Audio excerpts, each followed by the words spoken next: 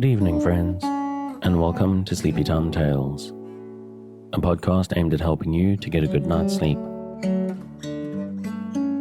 Do you find your mind plagued with the stresses of modern life, especially when the lights are out and you're trying to get a restful night? Does your spinning mind keep you awake? Follow my voice down the path towards a good night's rest. Listen to me tell a story that will keep your mind from wandering to your daytime problems, the ones you can't solve right now and will be easier to solve well rested. Listen to my voice and allow yourself to drift, following the twists and turns of the story, but slowly letting go and drifting into sleep. Before we get on with the show, I'd like to take a couple of minutes and ask for a little bit of support. The show, as always, is brought to you by the supporters on Patreon. I'm hearing from more people all the time how valuable they find the show, and those supporters who have the means to help fund it, to keep it going, and to help me to reach new audiences are very much appreciated. So if you are making use of Sleepy Time Tales regularly to help you to deal with sleeplessness, and you have the urge to support the show, and most importantly, if you have the means, please check out patreon.com/sleepytimetales or go to the link in the show notes or from the website to take a look at what you can get for your monthly contribution. The most recent patron is Emma, who's joined the gang over on Patreon. I'm so grateful to you, Emma, for your support, and welcome. But also, if you're more inclined to make a once-off contribution, then you can also take a look at buymeacoffee.com/sleepytimetales. Also linked in the show notes, and there you can help out the show without even needing to sign up for the service. And in this vein, I'd like to thank Fasuda for their support over at Buy Me a Coffee. But while money is handy, because after all, that's how I pay for my services and my hosting and the various bits and pieces that I use, and occasionally even buy some food and stuff like that, another great way to help Sleepy Time Tales is actually simply to spread the word. If there is someone else in your life who you think will benefit from listening to Sleepy Time Tales, just let them know. If you recommend the show on social media, please make sure to tag me in so that I know and I can thank you. That's at Sleepy Time Tales on Instagram or Twitter. I'd also like to shout out the music, which is Sweet Night and Friends by Kumiku. Their music is available on their website at loyaltyfreakmusic.com. I've linked their website in the show notes, as I've got some very cool stuff that they release under various names that I definitely recommend checking out. So thank you for taking the time. Let's get back to the show.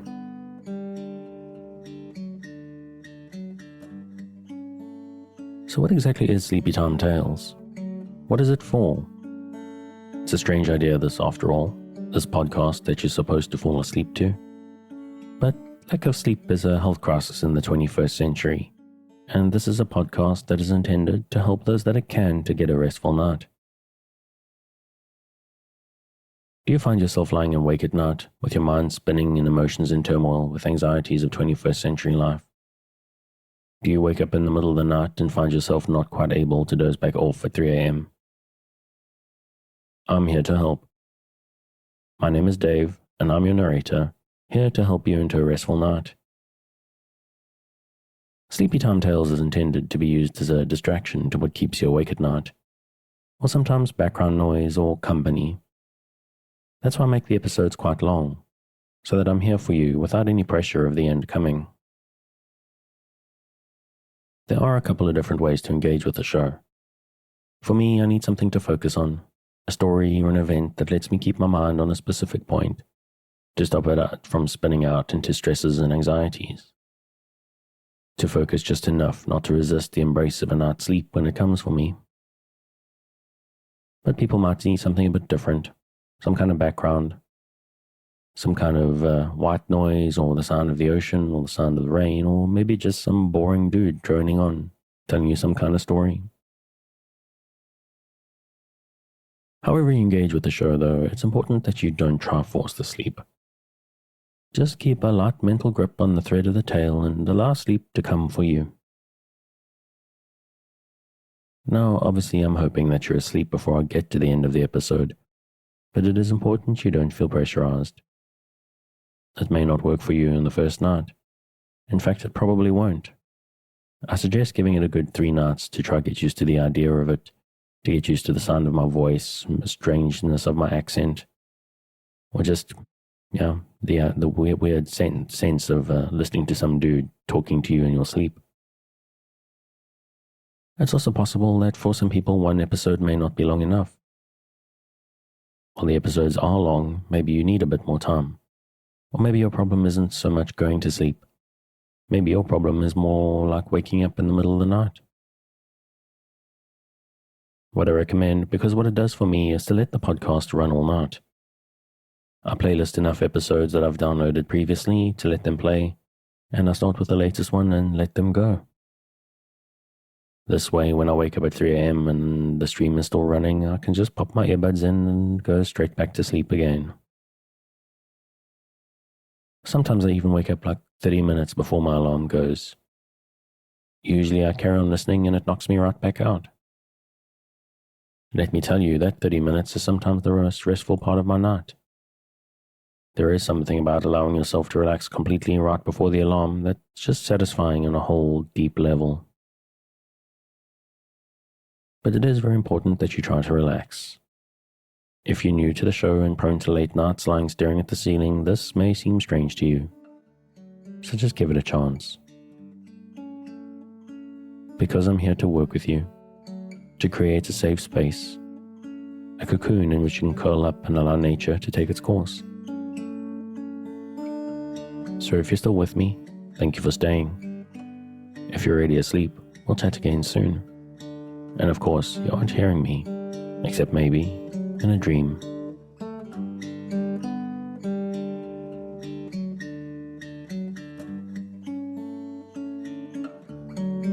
The Hill of Adventure by Adair Eldon. New York, The Century Company, 1922. Chapter 1. Grey Cloud Mountain. It was with feelings of doubt that was not very far from dismay that Beatrice Deems watched her new acquaintance, Dan O'Leary, saddle her recently acquired horse. She had ridden before, of course, in the tan bark ring of the riding school, or on shady bridle paths in the park, always on well-broken steeds whose beauty and grooming were equalled only by their good manners.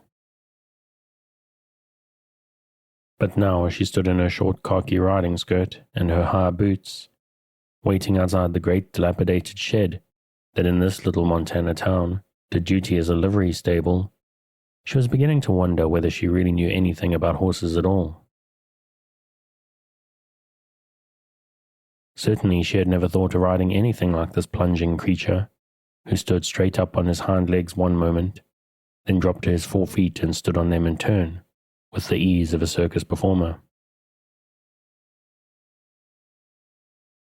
She had spent only 2 days in Eli, the little town planted beside the Broken Bow Creek, in the foothills of the Rocky Mountains.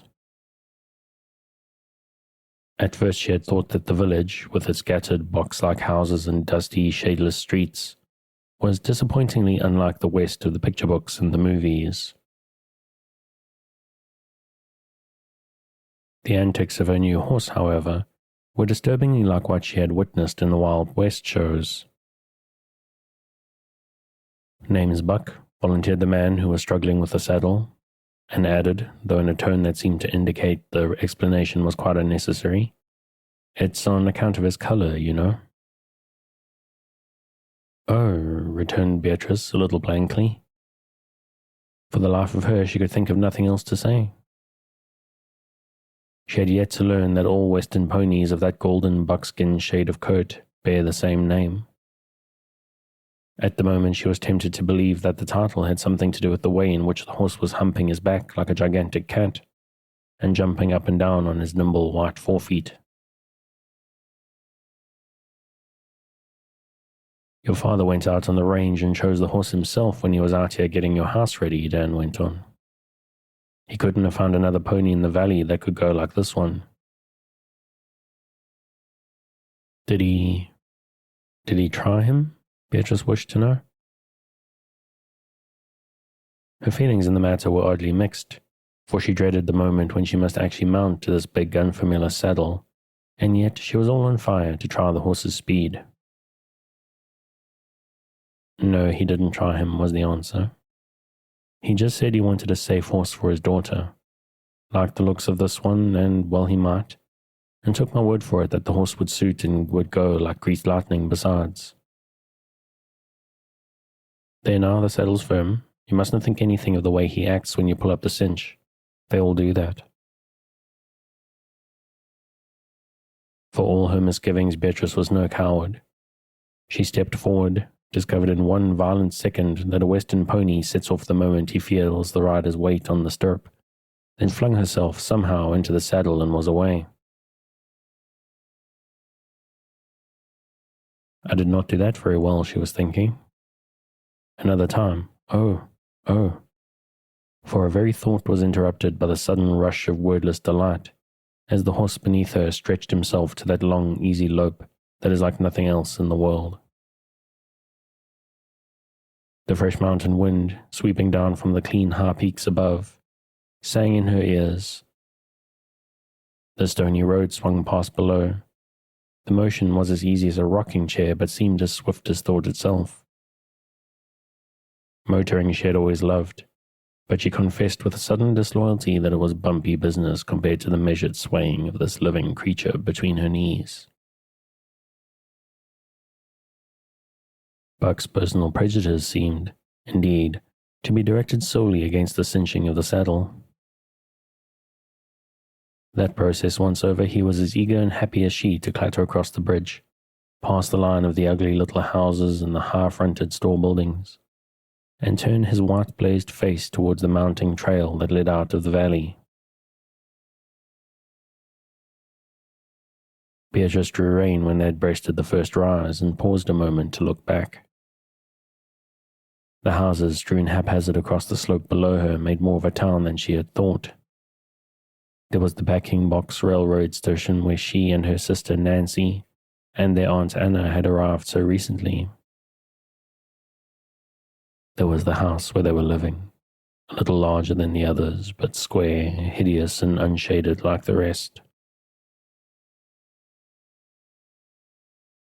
We mustn't care for architecture, Nancy had said, when they first surveyed their dwelling rather ruefully, when the Rocky Mountains begin in our backyard. There was also the winding stream with its abrupt bend that warranted the title of Broken Bow Creek, a mere trickle of water just now, in that dry, wide valley down which the thin line of the railroad stretched away, with the straight parallel of the rail seeming to bend and quiver in the hot clearness of the sunshine. South of the town was a portion of Eli that she had not seen before, a group of warehouses, some office buildings, and a huddle of workmen's bunkhouses. She could see the cobweb lines of temporary railroad, a steam shovel moving on a flat car, and innumerable men toiling like black ants along the sides of the raw cut that had been made in the red soil of the valley. That must be the irrigation ditch that Dan O'Leary was telling us about, she reflected. How hot it looks down there. I did not dream they had so many men, and how clear the air is. Oh, surely, surely Aunt Anna will get well as fast as we hope. The wind lifted Buck's yellow mane and her own brown hair, while the horse pawed the stony ground impatiently. She let him go on, for she was in truth as eager as he. This was the first day that she had found time to go far from their own house, and she had now a most fascinating goal before her. What girl of 16 would not feel excited over the prospect of exploring attractive mountainside woods of which she was sole owner?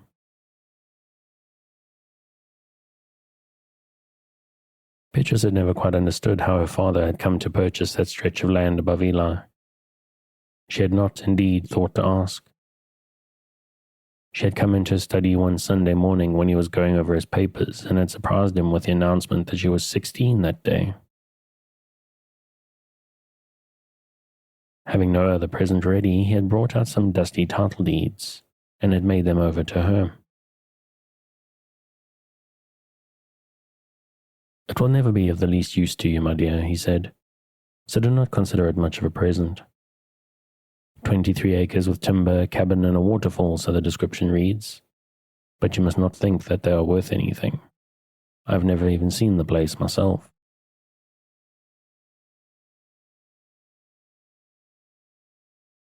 She had believed that it was on account of this talk about Eli that they had thought of the town again when the doctors had prescribed for Anna a change of climate, some dry, bracing place in the west. She was their only aunt, Mr. Deems's younger sister, and she had cared for his household ever since the death of the two girls' mother years ago. She was a slim, frail person of indomitable spirit, and had begun to look as though she were far more spirit than body ever since the influenza epidemic had swept through the family. Beatrice had always thought that going to Eli was her own suggestion, though she could not deny that it was Aunt Anna who carried the plan through in the face of some rather unacceptable opposition from their father.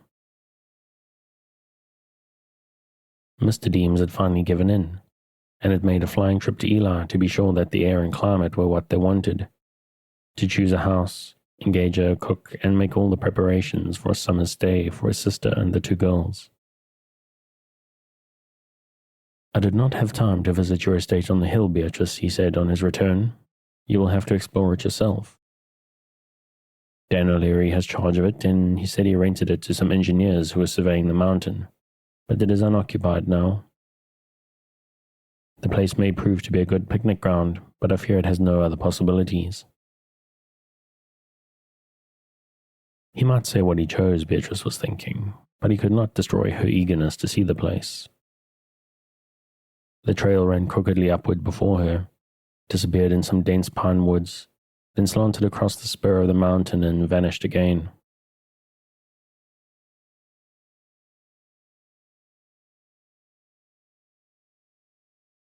Higher above rose the bare, rocky slopes of the tall peak that dominated the whole valley. Grey Cloud Mountain, on one of those lower, rugged shoulders, lay her hand and her cabin. After climbing for a quarter of a mile, she was obliged to hesitate at a fork in the way, uncertain which of the steep paths she was to take. A little cottage clung to the bare hillside by the road, a shabby place with no paint and a patched roof. The door was swinging open as she passed, and a man just going in. A short-set, foreign-looking person who scowled at her over his shoulder when she asked the way. "That one," he said briefly, pointing to the right-hand fork and speaking with a heavy foreign accent. "Up toward John Herrick's house, only not so far."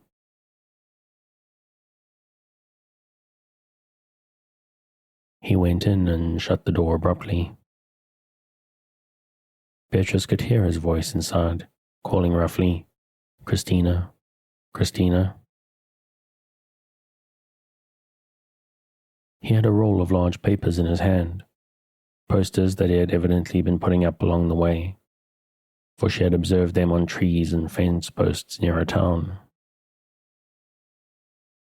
They seemed to announce a meeting of some sort, with English words at the top and odd foreign printing at the bottom in more than one language. She had felt a hot flash of indignant anger at the man's surly tone, but in a moment she had forgotten him completely, as she and Buck went scrambling up the steep and difficult road.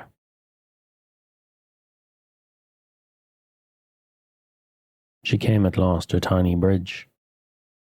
Broken Bow Creek, which was little more than a series of pools in the parched stream bed in the valley, was here a singing rivulet, flowing below the rude crossing amid a group of silvery aspen trees.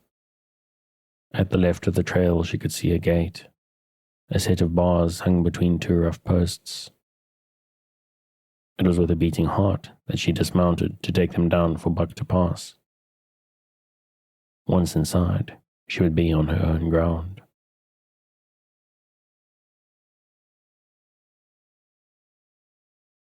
The agility of a mountain-bred pony was so new to her that she was much astonished, after she had removed 2 of the bars, to have Buck step over the remaining 3 as neatly as a dog would have done. She slipped into the saddle again, making a greater success than at the first attempt, and followed the nearly invisible path. The huge, straight pine trees stood in uneven ranks all about her,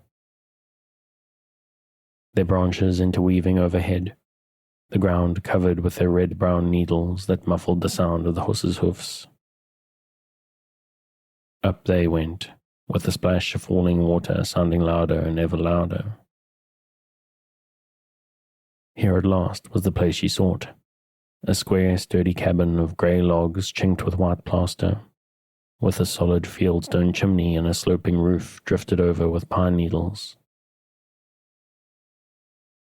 She slid from the saddle and stood upon the rugged doorstep. Here was her house, her very own.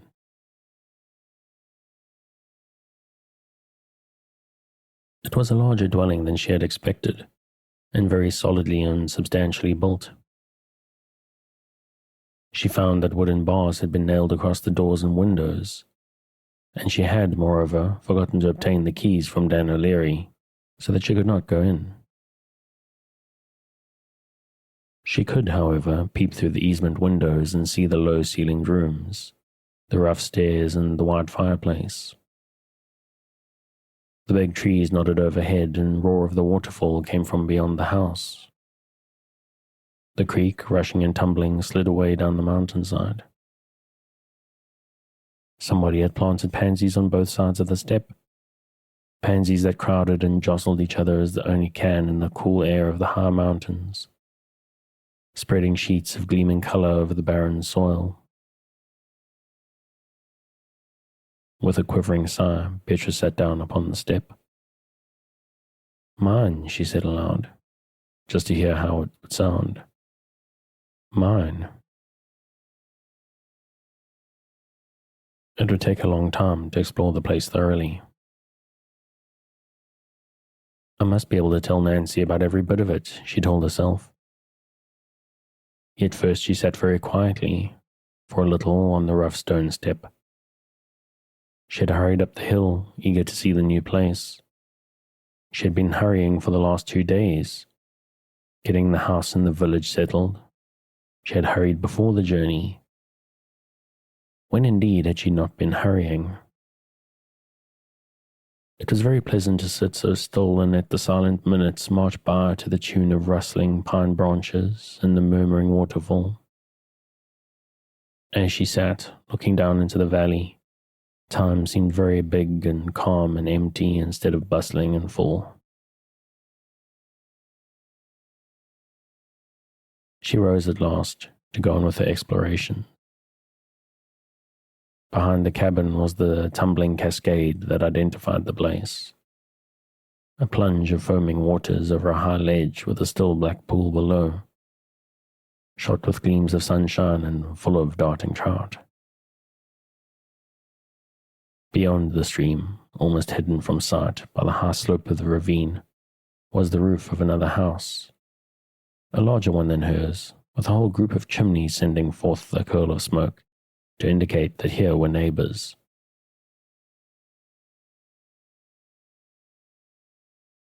Looking up the course of the brook, she could see where the dense shadows of the pine grove ended, and the waters ran in brighter sunshine on the higher slope. I should like to see what it is like up there, she thought, but I must be quick. It is getting late. She went scrambling up the rocky slope, feeling a little breathless, but forgetting entirely that in such a high altitude, haste is far from wise. In a moment, her lungs seemed entirely empty, and her heart began to pound against her side. But she pressed on, determined to reach a certain high rock before she turned back. It was a rash desire, for presently she was obliged to lie down upon the rough grass, to gasp and rest and gather herself together for another effort. She got up to struggle forward again, for she was not used to abandoning a fixed purpose. but after a few yards she was forced to lie down once more, panting and completely exhausted.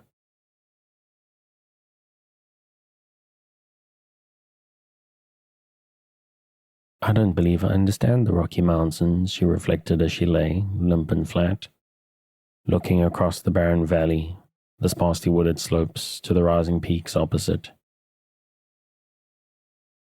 She had been accustomed to mountains like the Adirondacks, round and covered thick with forest almost to the summit. Friendly heights that invited one to climb them. It was a far cry from them to the precipitate slopes of the grey cloud mountain. When she had recovered a little, she gave up her project and slid humbly down the steep way she had come. Buck, with his bridle over the post at the cabin door, whinnied an anxious welcome as she came back to him. He had been searching for tufts of grass between the stones, and had also nipped at the pansies, but had found them not to his liking. His impatience, as well as the creeping shadows in the valley below, reminded her that evening was near, despite the clear sunshine higher up the mountain.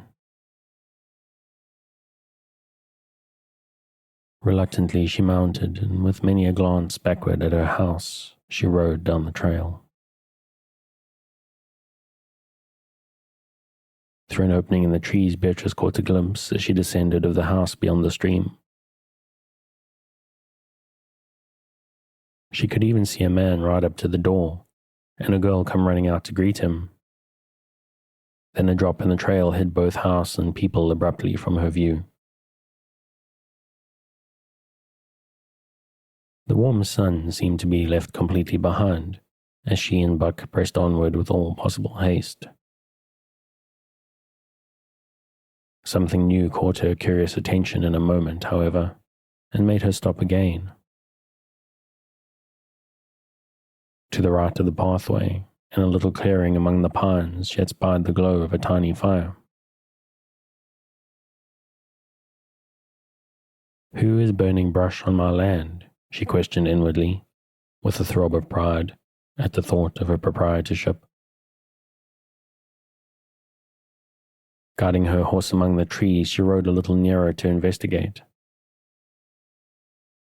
The blaze was kindled skillfully between two stones, evidently by the hands of someone who knew the dangers of careless campfires in a pine grove. Bending over the crackling flame was a woman, with yellow handkerchief covering her hair and a green shawl slanting about her hips above her shabby skirt. A big basket stood beside her, showing that she had been gathering berries in the wood, while an appetizing smell rising from the fire told of a supper of bacon and fresh trout. The smoke was in her eyes, and she was, moreover, intent on balancing the frying pan between the stones, so that she did not see Beatrice. For this, the girl was thankful, since after a glance at the other's broad brown face, she concluded that one ill-mannered foreigner was all she wished to encounter that day, and that she would push her investigations no further.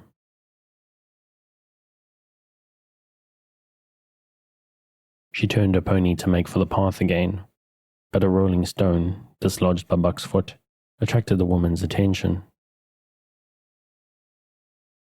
Beatrice looked back to see that the stranger had abandoned her cooking and was standing erect, staring intently after them.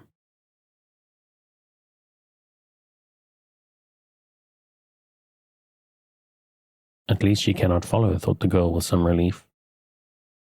Then observed with a sinking of the heart that the woman had turned abruptly and was hurrying down the hill through the underbrush.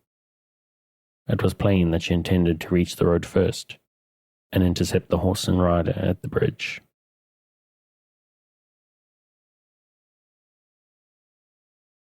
Chapter 2. The Departure of Zhou Ling. The yellow pony, stamping and sidling, came to an unwilling stop before the sturdy figure that blocked the way.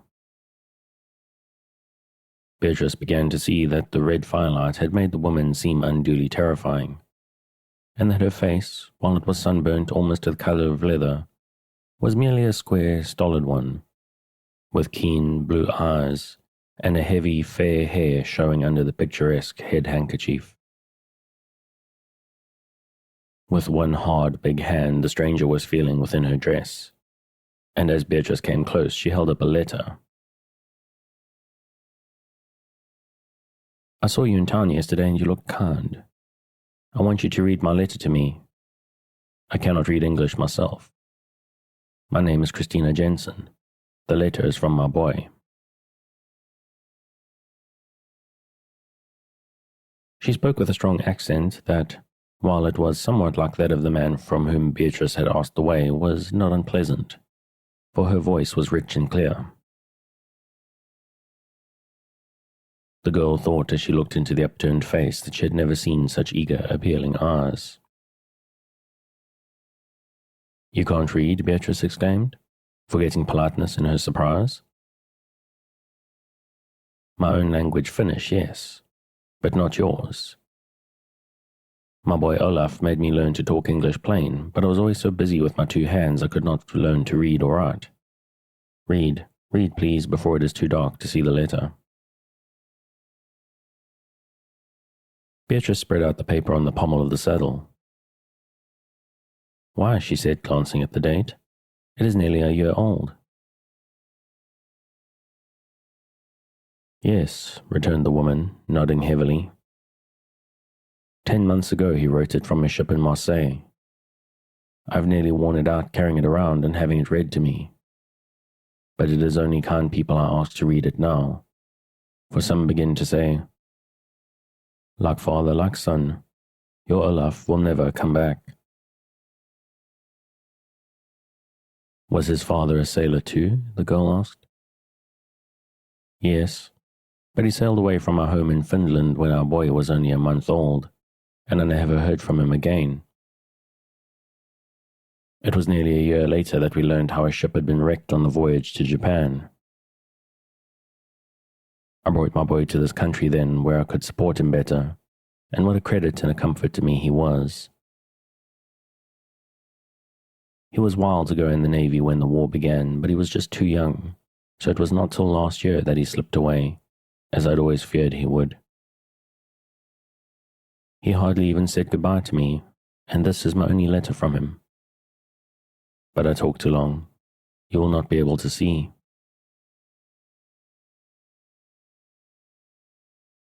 Once more Beatrice turned to the paper and began, "My dear mother, I expect you think I'm never going to send you a letter."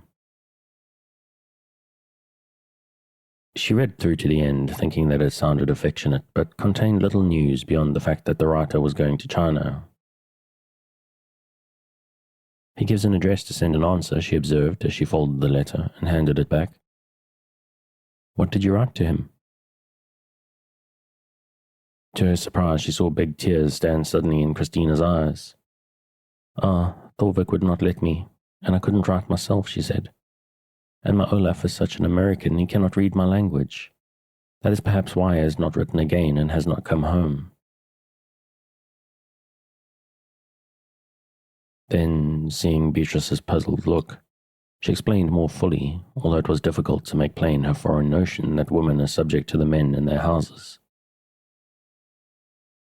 "Thorvik is my brother, once a good Finn like myself, but now, oh, so different. He was to come to America some years ago, but the war broke out over here and he went instead into the Russian army.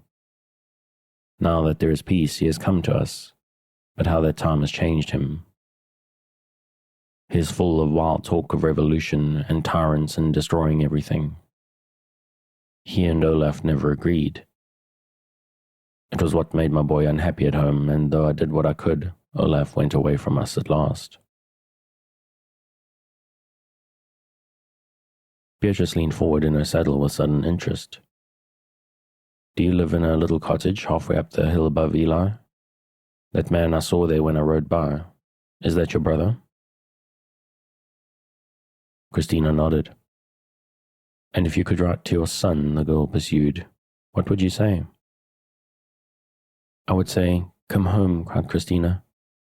Over and over I would say come home, if it is only for a week or a day between voyages. I would say come still, no matter what happened before you went away. Beatrice felt in the pockets of her riding skirt. There was a notebook and pencil there, she felt sure, for she had made a list of supplies to be brought in the village before she set out on her ride. Do you want me to put down the address and write to your son for you? She offered. Oh, if you would, cried Christina. And you would never tell Thorvik? There is no danger of that, Beatrice assured her. And I think somehow that your boy will come back.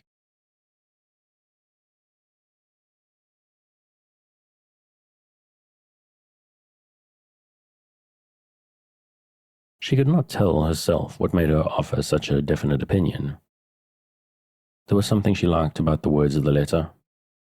I went ashore at Marseille, and it is such a strange place that before I had been there an hour I wanted to stay a year.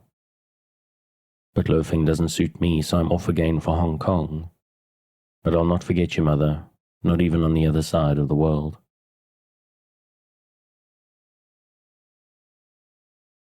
She folded the worn page once again, gave it to Christina, and rode on. To her own surprise, she had that pleasant, satisfied feeling that comes with the making of a new friend. After a few rods, she turned to look back and saw the Finnish woman still looking after her. Beatrice raised her hand in a quick gesture of leave-taking. It was a slight move, but it had important consequences, since it seemed to cement their regard for each other and to strengthen Christina in a wavering resolution. She came swiftly down the road, calling in her clear, full voice. Stop, I must tell you something. When she came to Buck's side, she began with quick questioning that would have sounded impertinent had it not been so earnest. Why did you come here, to Eli? How long are you going to stay? Briefly, Beatrice explained about her aunt's health and the arrangements her father had made. I believe Aunt Anna wanted to come because she had been here once before, she concluded rather vaguely. I don't seem to remember if she told me when or why she came.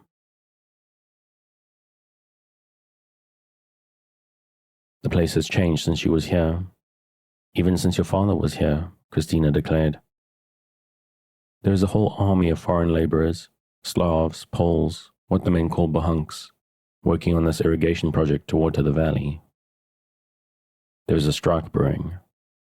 Ah, do I not know? My brother Thorvik talks of nothing else. It is he who urges them on. When such a thing breaks out, Eli will not be a good place for you and your aunt and your sister. But strikes mean just parades and people carrying banners and talking on street corners, Beatrice protested. She had seen industrial unrest at home and had thought very little of it. What she did fear was the long journey, which had been so difficult for her aunt and which it seemed impossible to face soon again. Strikes are not the same in the West. Men carry something besides banners in the parades, and talking on street corners ends in fights. You had better take your aunt away. It does not seem possible, Beatrice replied, but thank you for telling me. Again she said goodbye and rode on, feeling only a little uneasy, for, she reflected, to live with a man like that brother would make anyone think that things were going wrong. There were lamps showing in some of the windows of the village as she rode clattering up the street, and streaks of light dropping through the rickety shutters of a big ramshackle building in the centre of town. A stream of men was moving up the steps of this place, which seemed, as its door swung open, to be a public meeting hall. Its benches were crowded with rough-looking men, and someone on a platform at the far end was addressing the close-packed audience. She turned to poke loose at her own door to find his way home, as she had been instructed by Dan O'Leary. Then, tired, stiff, and with much to tell, she hurried into the house.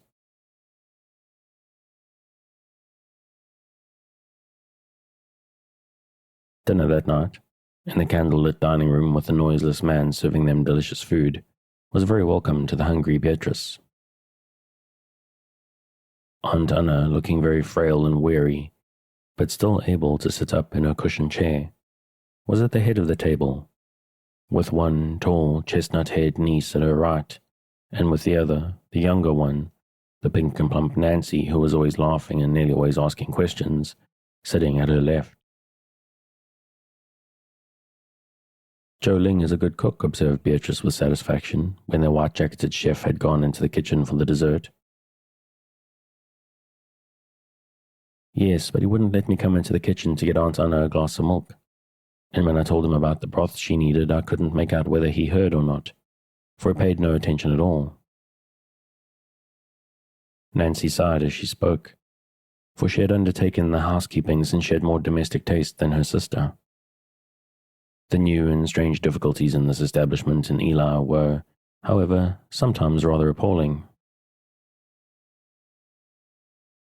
Aunt Anna said very little. She seemed to have small appetite and to be too tired to talk. After dinner, Nancy went out to give orders for breakfast, but when she came in again, looking much discouraged, it seemed impossible for her to get used to Joe Ling. The next day Nancy was to try the new horse, but she was not so good a rider as Beatrice, and the astute Buck, guessing that fact at once, took liberties with her that she did not enjoy. She gave her sister a lively account of her misadventures in the evening when they were going to bed. "I wanted to ride up to your cabin, but Buck had other plans. I saw most of the town and part of this end of the valley, and then the pony decided to take me home. Some workmen coming in from the place where they were digging that big ditch scowled and stared at me, and I didn't like it. I sometimes wonder a little why Aunt Anna wanted to come here." "Who was with her when she was here long ago?" Beatrice asked. "It seems to me that I heard her talking of it to Dad, and that she said something about her brother." "Her brother? Why, she hasn't any but our father," objected Nancy. "If she had one, he would be our uncle, and we would know him. It couldn't be." Beatrice was thinking so deeply that she paused in brushing her hair. "It does seem as though I remembered about some such person, a very long time ago when we were little. It was someone younger than father or Aunt Anna, with yellow hair like hers. He used to come up to the nursery to play with us, and then all of a sudden he didn't come anymore, and no one talked about him, so I just forgot." "It's very puzzling," returned Nancy. "Perhaps we might write home about it, but it would never do to worry Aunt Anna with asking her. Meanwhile, we will sleep on it, for it is time to go to bed." Sleeping on it, however, was the one thing they did not do. Nancy had put out the light and was putting up the curtains when she aroused her drowsy sister with a sudden cry. "Oh, Beatrice, come here and look." They stood together at the open window, startled and terrified by what they saw. The big hall in the next block was plainly visible, with its shutters down and its door wide open, as though the air within had become close and stifling beyond endurance. The place was still packed with men, but no orderly company now. They were all standing. Some of them had climbed upon the benches, and everyone seemed to be shouting at once. In the depths of the building, almost beyond where they could see, somebody was waving a red flag. Presently a group of men came rushing down the steps, then more and more, until the street was filled with an irregular shouting throng, waving hats, bandanas and banners, and shrieking together. So many of them in foreign tongues that it was impossible to guess what they said. "It is the strike," Nancy gasped. "Christina did not tell you it would begin so soon or be so terrible." "That man walking at the head of them all is her brother Thorvik," said Beatrice. I wonder where they are going and what they mean to do. They lingered at the open window until Nancy, sniffing suddenly, declared, "I smell smoke." Before Beatrice could answer, they heard in the next room the voice of Aunt Anna, who had been awakened by the uproar. "It's just a public meeting breaking up," Beatrice reassured her, although the sharp smell of burning wood began to fill the room as the blue smoke drifted in at the window. The girls were about to go on with some explanation when Nancy caught her sister's arm and, by a sign, made her look out. The side door just below them was opening and closing silently to allow the passing of a stealthy figure. Joe Ling, with a pole balanced over his shoulder, and at either end of it a heavy basket, was slipping away into the dark with that short stepping trot of a hurried man. He had brought those same baskets containing all his worldly possessions to their house 3 days before. It was plain that he not only considered his term of employment with them at an end, but that he was about to shake the dust of Eli from his silent feet. "And oughtn't we go too?" Beatrice wondered desperately. She looked at Aunt Anna, thin, weak, and exhausted, lying on the bed. She heard outside the crash of falling timbers and a great shout as a shower of red sparks went sailing past the window. A moment later, there came a violent knocking at the door.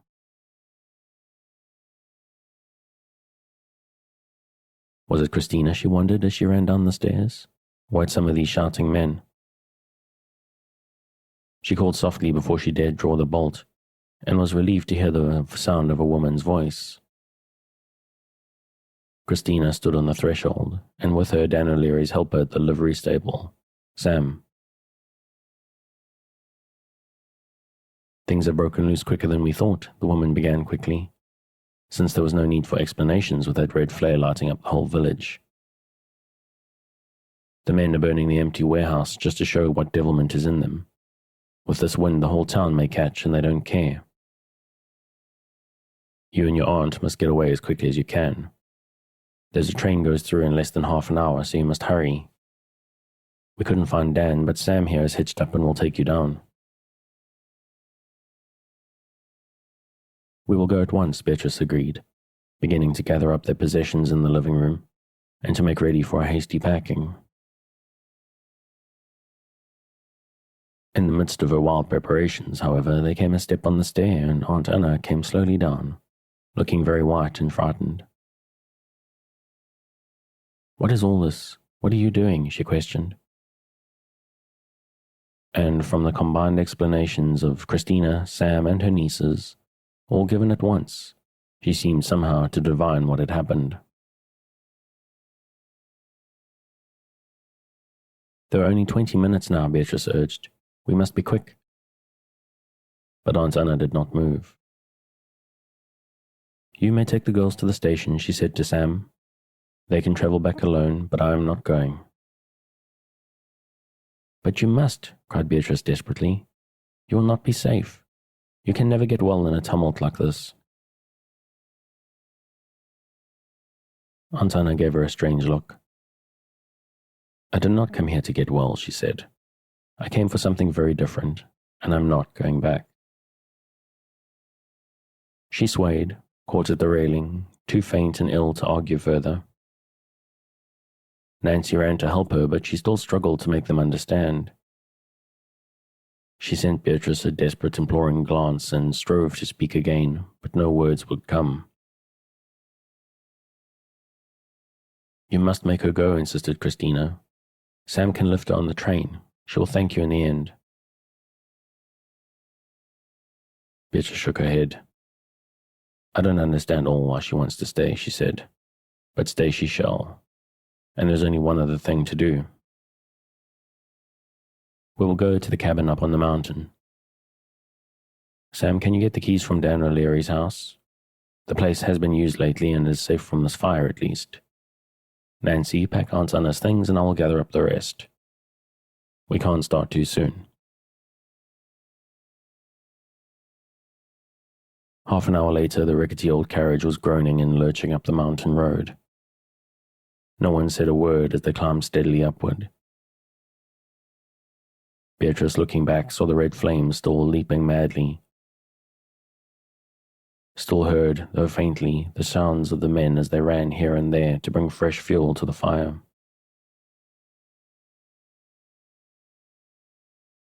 The responsibility of choice had in the end rested upon her. It would be her part to make life in the mountain cabin possible. Could she do it? Had she chosen well?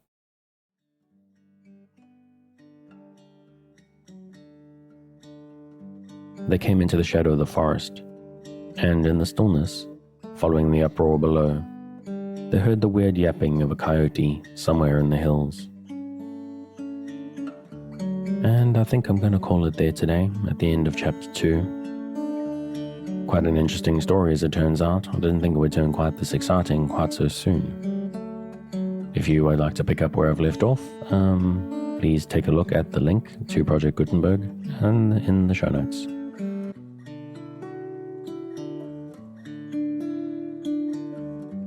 Thanks again for joining me on this episode of Sleepy Time Tales, the podcast designed around a bedtime story to help you to get a restful night. New episodes will be released every Sunday night to give you something fresh to help you rest in a new week. But make sure to subscribe in whatever service you use so that you get your new episodes whenever they come out. A reminder that the music for tonight is Sweet Night and Friends by Kumiko. Check out more of their work on their website, which you'll find linked in the show notes. Good night, and sweet dreams.